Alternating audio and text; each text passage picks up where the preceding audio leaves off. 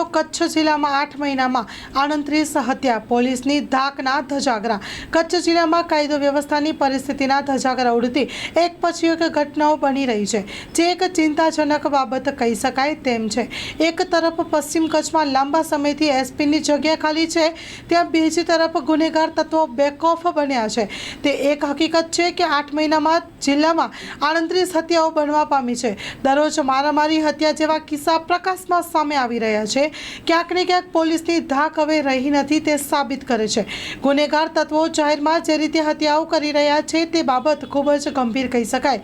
એક વાત નોંધનીય છે કે આજની જે ઘટના અંજારમાં બની તે ઘણું કહી જાય છે। હત્યારો ભર બજારમાં હત્યા કરે છે, લોકો હાજર છે છતાં પણ તીક્ષ્ણ હથિયારથી હુમલો યથાવત જોવા મળ્યો। સાબિત થાય છે કે સ્થાનિક પોલીસની કોઈ પકડ નથી।